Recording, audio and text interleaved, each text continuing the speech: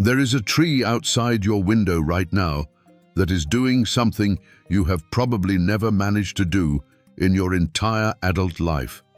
It is not trying. It isn't rushing its roots deeper before winter. It isn't anxious about the pace of its own growth. It isn't comparing its height to the tree next to it, wondering if it's falling behind. And yet by the end of the season, it will have done exactly what it needed to do. No more, no less, perfectly on time. Somewhere 25 centuries ago, an old man watched a tree like that, or maybe it was a river or a reed bending in a storm, and he wrote down a sentence that would quietly outlive empires. We know it today, in one of its many English translations, as this: "Nature does not hurry, yet everything is accomplished." It sounds almost too simple to matter. A pleasant little proverb, the kind of thing you'd find printed on a tea bag. But sit with it for a moment longer, and something strange starts to happen. Because if that sentence is true, if the most powerful force in the universe never once hurries, then almost everything you've been taught about success, about discipline, about becoming a better version of yourself, might be built on a quiet mistake. What if the exhaustion you feel isn't the price of ambition? What if it's the evidence that you're doing it wrong? Stay with me. By the end of this, you're going to look at effort itself differently. To understand that sentence, we have to go back to a China that no longer exists, the final exhausted decades of the Zhou dynasty, somewhere around the 6th century before our era. It was a world coming apart at the seams. The old feudal order was rotting from the inside. Warlords were sharpening their ambitions. Within a generation or two, China would fall into the warring states period, one of the bloodiest chapters in its history, where 7 kingdoms would spend centuries trying to devour each other. Into this anxious, ambitious, status-hungry world was born, according to legend, and legend is really all we have, a court archivist named Li Er, better known to history as Laozi, which simply means old master. He is said to have kept the imperial archives, the memory of the state itself, watching kings rise and fall from behind a desk of scrolls. And then the story goes, he grew tired, not of life, but of watching a civilization addicted to control, ceremony, and conquest drive itself slowly into ruin. So he got on an ox, and he rode west toward the mountains, intending to disappear from history entirely. At a border pass, a gatekeeper named Yin Shi recognized him and refused to let him leave without first writing down what he knew. So, according to legend, the old man sat for a matter of days and produced roughly 5,000 characters, a short, strange, hypnotic text we now call the Tao Te Ching, the Book of the Way and its power. Then he rode through the gate, into the mountains, and was never seen again. Historians today aren't even certain Laozi existed as a single person. The text may be a compilation of wisdom sayings gathered over generations. But that almost makes the story more fitting. The most influential book ever written about letting go was, quite possibly, authored by no one in particular, has no clear beginning, and simply arrived the way weather arrives. And what it left behind was not a system of laws or a checklist for living well. It was an entirely different way of relating to existence, built around a single untranslatable word. That word is Tao. It usually gets translated as the way, but that translation is really just a polite surrender. The very first line of the Tao Te Ching warns you almost mischievously, the Tao that can be named is not the eternal Tao. In other words, the moment you think you've defined it, you've already lost it. Think of the Tao not as a thing, but as the underlying pattern by which everything unfolds. The way water finds the lowest path without a map. The way a seed knows how to become a tree without a blueprint. The way seasons turn without a calendar telling them to. It is less a belief system and more a description of rhythm itself. Laozi wasn't asking his readers to worship something, he was asking them to notice something that had been in front of them the entire time. And from this one idea, an entire philosophy of living quietly unfolds, because if there is a natural rhythm to existence, then human suffering, Laozi suggests, comes from one specific source: our compulsive need to fight that rhythm, to force outcomes, to grip life so tightly that we choke the very flow we're trying to control. Which brings us to the idea this entire episode is built around. The Chinese term is wu wei. It's usually translated as non-action, and that translation has confused people for over 2,000 years because it sounds like a philosophy of laziness. Lie on the couch, do nothing. Let life happen to you.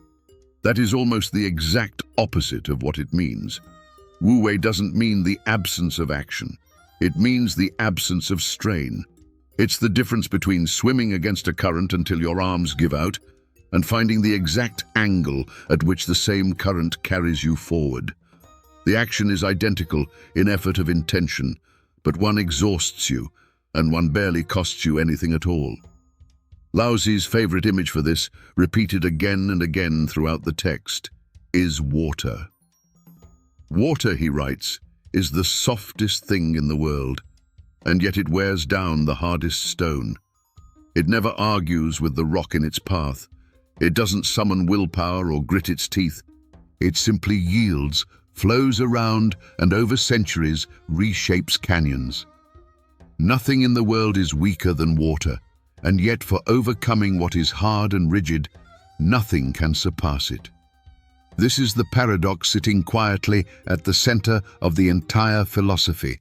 Softness defeats hardness. Yielding outlasts force.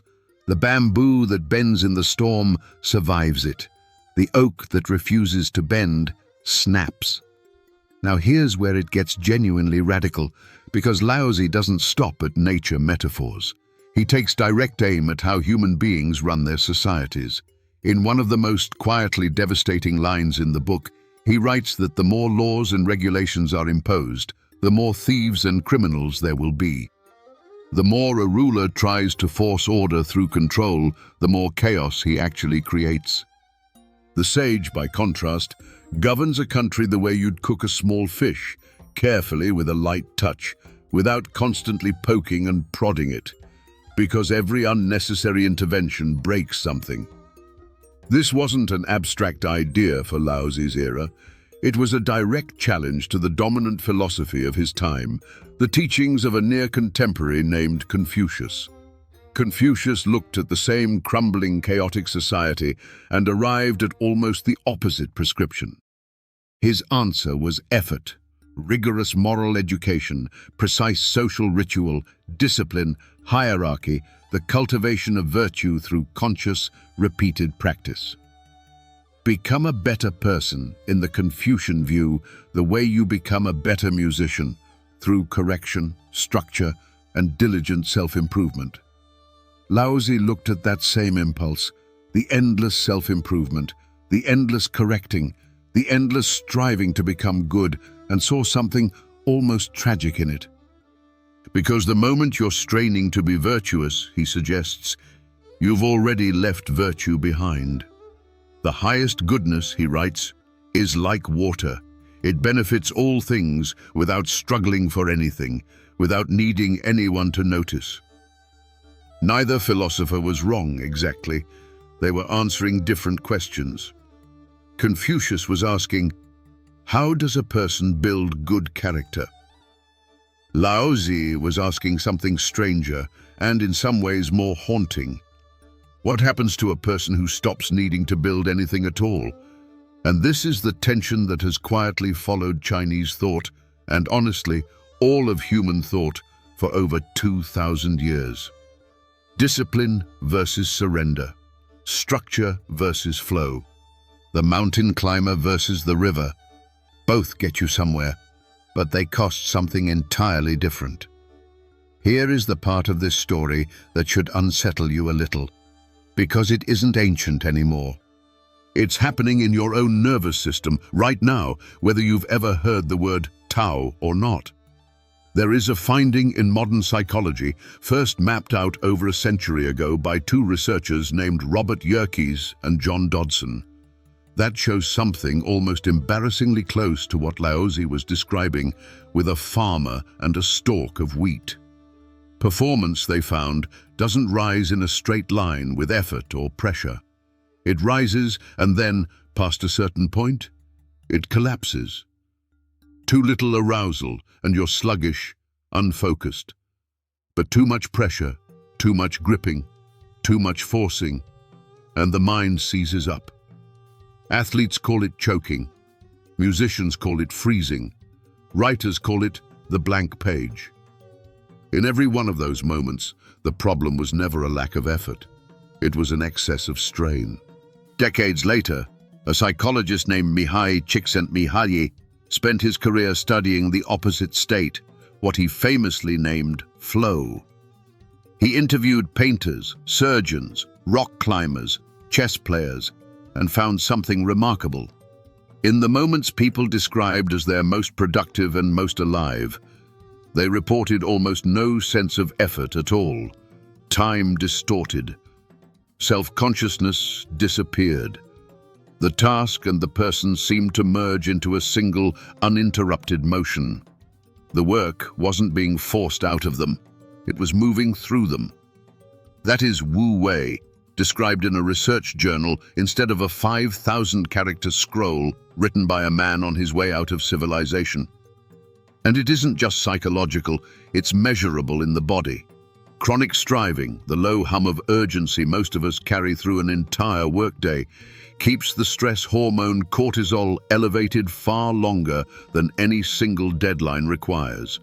Sustained cortisol doesn't just make you tired, it narrows attention, impairs memory consolidation, and over months and years has been linked to the very burnout that so many people mistake for a personal failing rather than a physiological cost. You are not weak for feeling depleted by constant forcing. You are biologically exactly what Laozi predicted 2,500 years ago: water, being made to behave like stone. So here is the uncomfortable question sitting underneath all of this. In a culture that measures your worth by your hustle, that treats exhaustion as a badge of honor, that turns "I'm so busy" into a status symbol, what if the very thing you've been calling discipline is actually a slow-motion war against your own nature? We didn't invent hurry, but we industrialized it. The sociologist Max Weber, writing about the rise of capitalism in the West, described what he called the Protestant work ethic. The idea that tireless labor wasn't just useful, it was virtuous, almost holy. Idleness became sin. Productivity became proof of your moral worth. That idea, born centuries ago in a very specific religious context, quietly outlived the religion itself and became the operating system of modern life. We now live inside economies and inside our own minds that treat rest as something you have to earn. Laozi, watching this from 25 centuries away, would likely find it almost incomprehensible. Nowhere in the Tao Te Ching is stillness treated as laziness. It's treated as strategy. He writes that the sage accomplishes great things by never claiming to seek greatness. He writes that those who stand on tiptoe do not stand firm, that those who rush ahead do not go far. Every image is the same warning delivered from a different angle. The harder you visibly strain for a result, the more likely you are to sabotage it. This isn't a call to abandon ambition. It's far more precise than that. It's a distinction between two very different engines: the engine of anxious forcing, which burns fuel fast and collapses early, and the engine of aligned motion, which barely seems to burn anything at all because it isn't fighting the current. Think of the farmer who tugs at his young rice shoots to help them grow faster. It's an old parable, referenced in early Confucian and Taoist writing alike, and the ending is always the same. By evening, the shoots are taller. By morning, they're dead. He mistook interference for help. He mistook forcing for growth. How many of us are tugging at our own shoots right now? It's worth being precise here because "go with the flow" has become such a diluted phrase that it's almost meaningless. a shrug dressed up as wisdom. That is not what Laozi is describing. Wu Wei is not passivity. It is not giving up. A river carving a canyon over 10,000 years is not passive.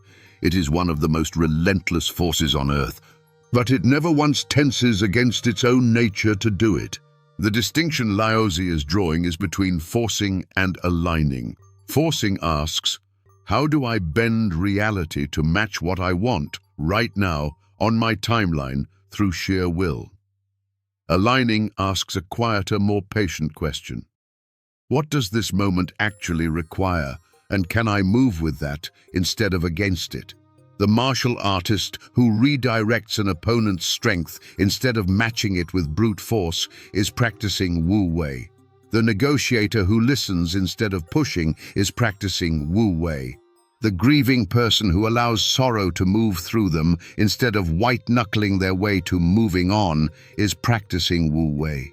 In every case, something still happens. Effort still exists, but the effort stops fighting the shape of reality and starts cooperating with it. This is, in its own way, one of the earliest and most sophisticated psychological insights in recorded history, arriving at a truth that modern therapy would eventually rediscover under different names. Acceptance is not surrender to defeat. Acceptance is often the precondition for change. You cannot skillfully navigate a river you refuse to acknowledge is moving. So we come back to the tree outside your window, and the sentence that started all of this. Nature does not hurry, and yet everything is accomplished. It is worth noticing what that sentence does not say.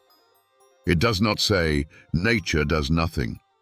Trees grow, rivers carve stone, seasons turn with a force that has shaped entire continents. It says, nature does not hurry, that there is a profound difference between motion and anxiety, between accomplishing something and straining toward it. Laozi never asked anyone to stop wanting things, to stop building, to stop caring about outcomes. He asked something far more difficult. To notice the exact moment when caring turns into gripping, when effort turns into strain, when ambition turns into a war against your own nature, and in that moment, to loosen the grip just slightly, not to abandon the work, to let the work move through you instead of being torn out of you. Because the old man on the ox, riding into the mountains 25 centuries ago, wasn't running away from responsibility. In a sense, he was demonstrating his entire philosophy with his own exit. No ceremony, no farewell tour, no forcing anyone to remember his name. He simply finished what needed finishing and let go, the way a leaf lets go of a branch in autumn, not out of despair, but because it was quite simply time. Everything is accomplished, not despite the absence of hurry, because of it. So here's the question I'd genuinely like you to sit with, and maybe leave in the comments below. Where, in your own life right now, are you tugging at the chutes, forcing a timeline, a relationship, a version of yourself that might actually grow faster and stronger if you simply let it move at its own pace?